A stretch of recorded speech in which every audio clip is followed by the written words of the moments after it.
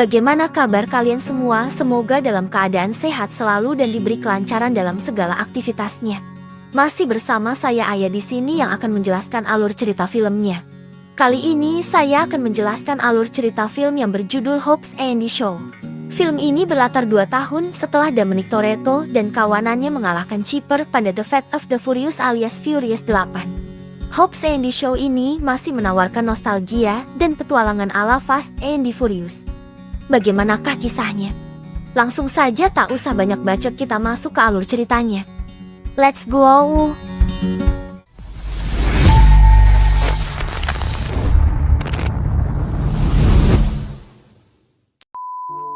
Di awal film, diperlihatkan sekelompok pasukan yang berasal dari MI6 akan diterjunkan dalam sebuah misi. Salah seorang di antara mereka adalah wanita cantik yang bernama Hattie Shaw.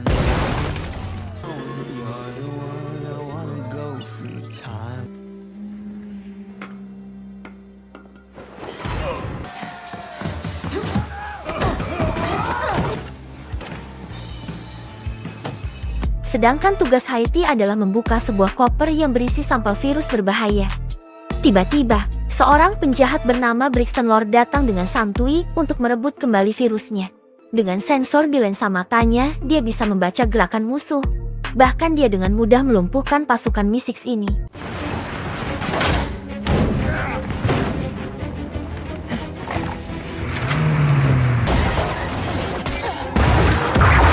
Tanpa memperdulikan keselamatannya, dia terpaksa menyuntikkan sampel virus itu ke dalam tubuhnya. Dia langsung kabur, sedangkan Brixton menugaskan 3 anak buahnya untuk mendapatkan virus itu kembali.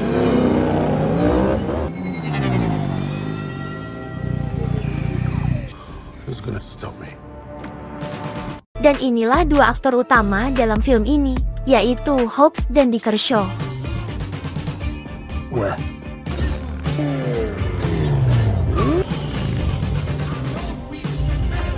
Mereka pun masuk ke sebuah tempat hiburan untuk menghajar sekelompok gangster.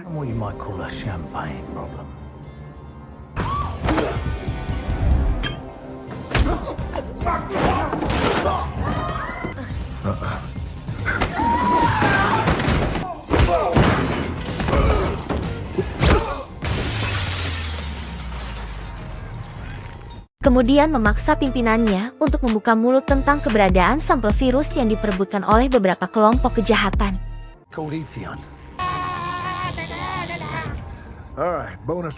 Di keesokan harinya, Hobbs menemani anaknya mengerjakan tugas sedangkan Shaw mengunjungi ibunya yang berada di penjara.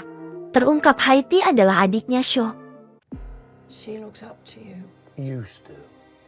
Agen CIA bernama Loki menemui Hobbs. Dia menceritakan virus ini disebut City-17. Senjata biologis yang sangat berbahaya yang bisa diprogram dengan Snowflake. Hattie dianggap sebagai agen MI6 yang membelot dan mencuri virus tersebut. Di saat yang sama, agen CIA yang bernama Luke meminta bantuan Shaw untuk membawa kembali virus itu karena adiknya yang diduga menjadi pelakunya. No fucking way. No, I'm not working with it. 2 musuh bebuyutan ini dipertemukan di markas CIA agar mereka mau bekerja sama untuk mendapatkan kembali virusnya. Bagaikan kucing dan anjing yang selalu bertengkar, sepertinya mustahil untuk mereka damai. Hobbs menemukan lokasi keberadaan Hattie, sedangkan Shaw sendiri langsung datang ke rumahnya. Dia menemukan berbagai persenjataan dan komputer yang digunakan adiknya ini. Di saat yang sama, Hobbs mencegat Hattie dengan penampilan barunya. Tak diduga, beberapa pria bersenjata muncul juga di belakang Shaw. Mereka sama-sama terlibat baku hantam.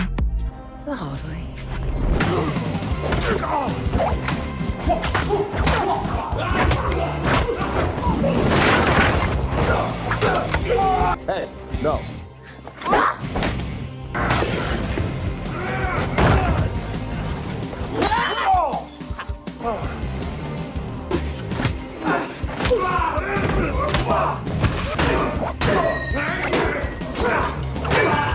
Hobbs dibuat kesulitan untuk melumpuhkan wanita seksi ini.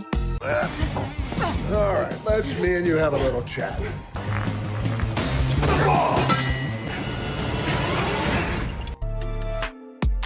Terungkap kekuatan Brixton berasal dari program Ition yang mengubahnya menjadi manusia super. Hobbs langsung menginterogasi Haiti dan memintanya menunjukkan di mana virus itu dia sembunyikan. Dia mengelak mengetahuinya dan hanya mengatakan dia tidak membunuh timnya. Hobbs rupanya sudah mengetahui hal itu dari cara bertarungnya. Dia hanya ingin melarikan diri. Hobbs kembali mengingatkan jika virus itu jatuh ke tangan penjahat maka dunia akan hancur. Saat dia akan menelepon anaknya, Hobbs menugaskan seorang agen CIA untuk mengawasinya. Where'd you hear that from? See you when I get home, okay? Go for you. 3, 2, Hobbs! Shaw muncul dan meminta Hawks melepaskan adiknya yang dia kira pacarnya. Dan saat Haiti mengatakan virus itu berada di tubuhnya, tiba-tiba Brixton dan pasukan Nation yang muncul untuk menculik Haiti. Hobbs dan Shaw terpaksa bekerja sama untuk melawan mereka dan menyelamatkan Haiti.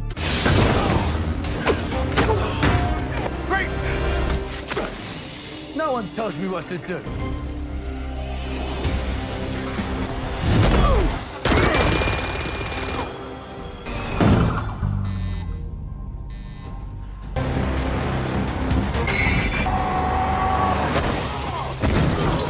Mereka terlibat kembali pertempuran di bawah.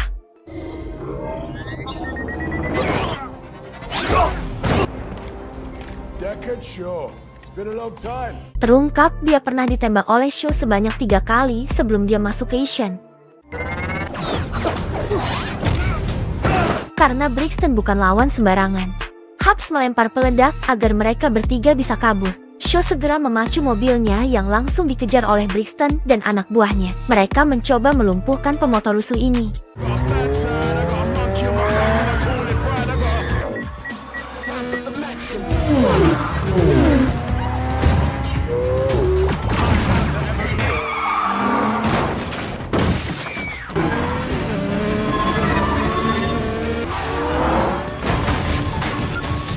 Berkali-kali mereka bisa lolos dari jebakan Shaw, bahkan ketika melewati sebuah truk kontainer.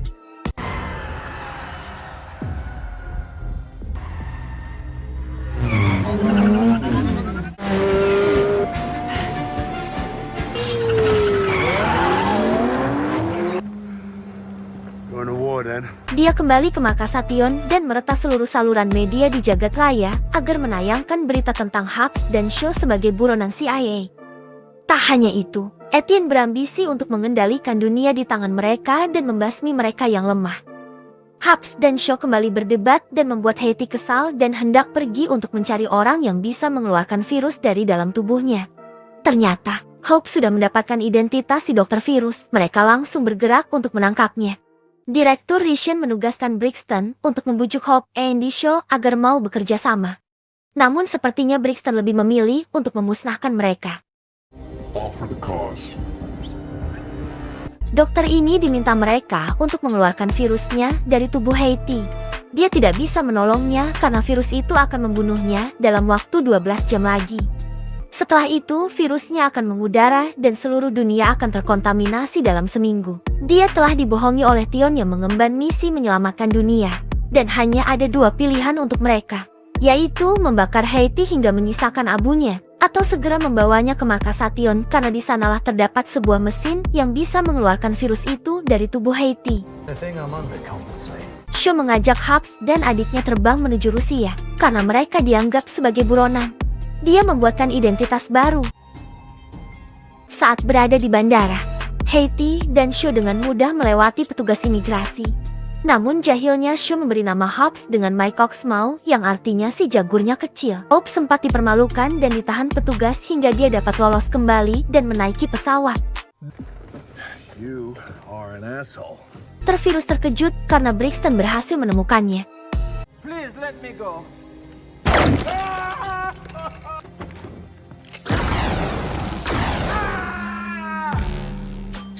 Sesampainya di Rusia, Shaw membawa mereka menuju rumah pacarnya sekaligus bos mafia bernama Margarita. Dan Mereka kemudian membuat perencanaan untuk masuk ke markas Sation yang dijaga sangat ketat dengan sistem keamanan berteknologi tinggi. These are your Halo parachutes. Ultra-thin, bullet-resistant Kevlar. It's a little tight. Setelah mempersiapkan diri dengan persenjataan yang diberikan Margarita, ternyata dia langsung memberikan Haiti kepada Brixton agar bisa masuk lebih mudah. Dia dibawa ke fasilitas senjata dan teknologi biologi Station yang berada di Ukraina. Start. I got shotgun.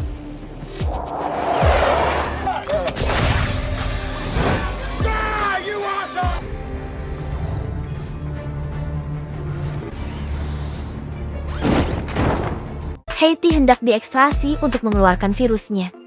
Sedangkan Hobbs dan Shaw kembali beraksi menampilkan kemampuan tempurnya. Timer set for 45 minutes. We get in and get out. Mereka masuk dari pintu yang berbeda.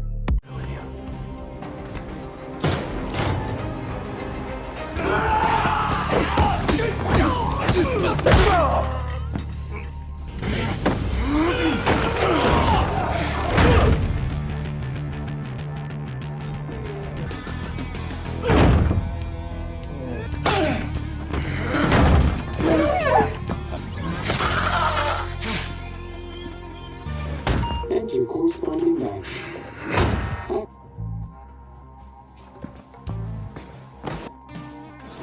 Access denied. Mereka kembali disambut Brixton dan pasukannya hingga mereka langsung dibuat pingsan. Giliran Haiti yang beraksi. Dengan mudah, dia dapat melepaskan borgolnya dan langsung melumpuhkan dua pengawal. Dia dan si dokter kabur membawa mesin ekstraknya. Sedangkan Hawks dan Shaw disandera dengan rantai yang melilit di tubuh mereka. Brixton menyetrumnya hingga membuat mereka kesakitan. Dia memaksa mereka untuk bergabung atau mati di kursi pesakitan ini. Tiba-tiba Haiti dan dokter muncul membakar si Brixton.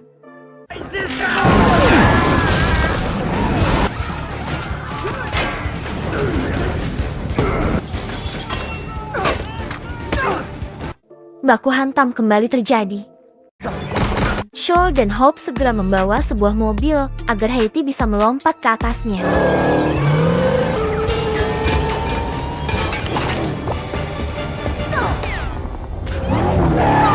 Hobbs kembali melompat untuk membawa mobil yang berisi mesin ekstraknya. Brixton yang marah langsung menghabisi si dokter.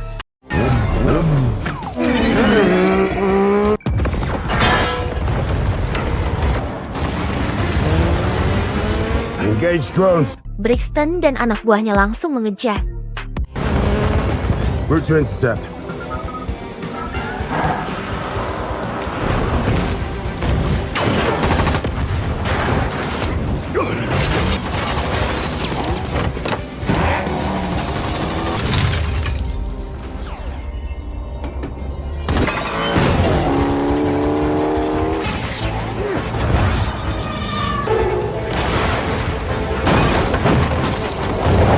Haiti kemudian melompat ke arah Hobbs yang langsung disambut tangan dan pelukannya.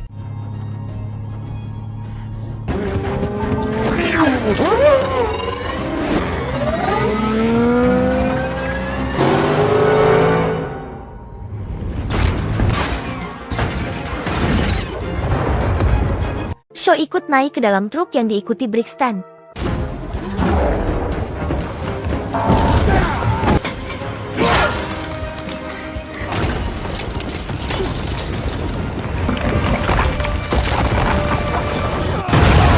Tidak ada luka sedikit pun saat Brixton terkena puing-puing bangunan. Sialnya mesin itu rusak. Tidak ada pilihan lain. Haiti meminta mereka membakarnya demi keselamatan umat manusia. Shaw langsung emosi dan tidak mau melakukan hal itu. Hobbs punya ide lain. Dia membawa mereka menuju semua rumah lamanya.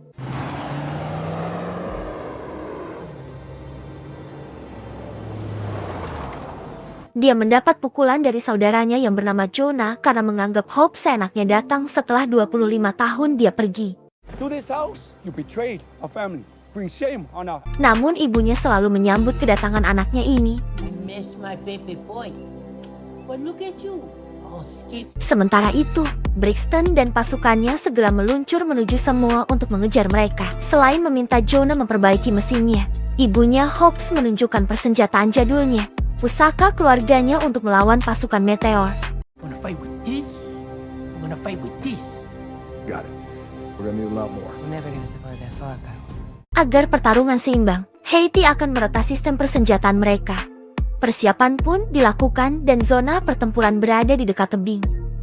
Hobbs dan Shaw kini akur demi menyelamatkan umat manusia.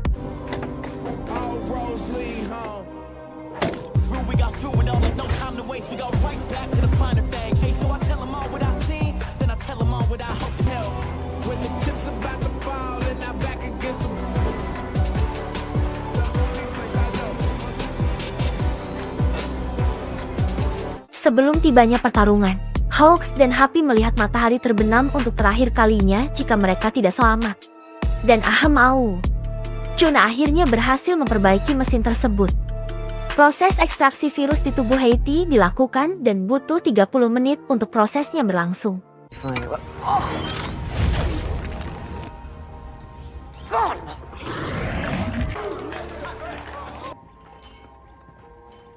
It's time. Saat pasukan itu datang, Hobbs pun muncul dengan sarung tenun ala pendekar. Etienne Ho! Usoi! Samoa! Tawia! Di saat yang sama, Haiti langsung menonaktifkan persenjataan pasukan. Mulekaua!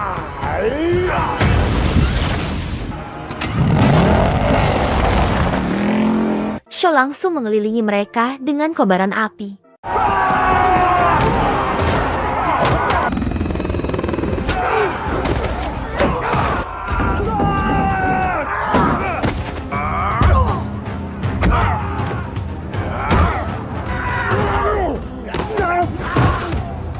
Ketika Haiti mendapat serangan, Shaw segera membantunya.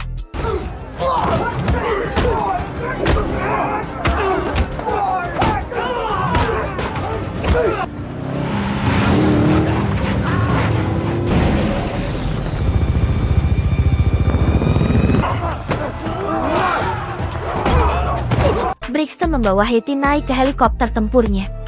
Hobbs dan Shaw kembali bekerja sama untuk mencegahnya. Mereka membawa truk derek dan melempar rantai pengait untuk mencegah helikopter itu kabur.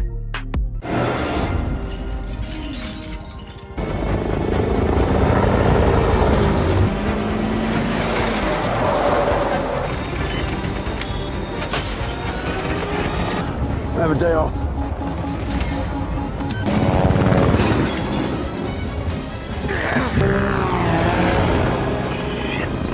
Tak sampai di situ, mobil lainnya berdatangan untuk membantu mereka.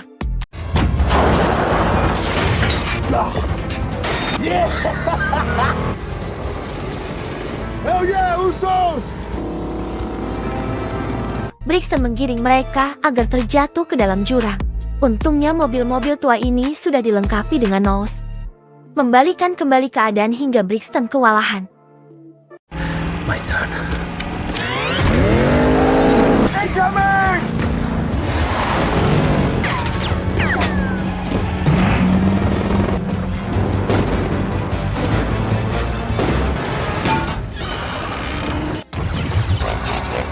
We're losing the runners! Out out! Losing power! Dari atas Haiti berusaha membantu, namun sialnya yang terjadi malah mereka semua terperosok ke dalam jurang. Brixton bangkit dan menyuruh anak buahnya menembak mati Haiti saat waktunya menunjukkan angka 0. Sementara itu, Hobbs dan Shaw bekerja sama lagi untuk menghadapi manusia perkasa ini.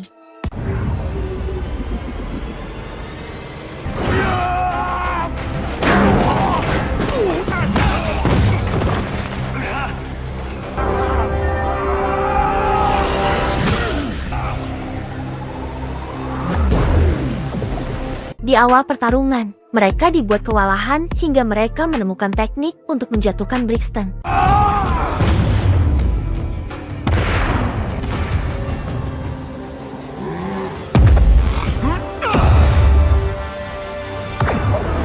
Strategi mereka berjalan dengan baik, hingga Brixton dibuat tidak berdaya.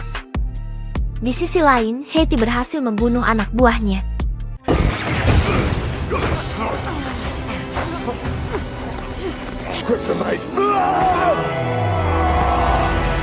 Hetty berhasil selamat dan virus itu kembali ke tabungnya.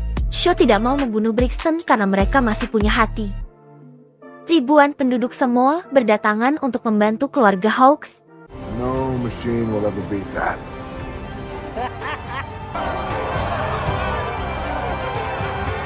Hingga akhirnya, Direktur Etion sendirilah yang menghabisi Brixton. It's a hell of a business place.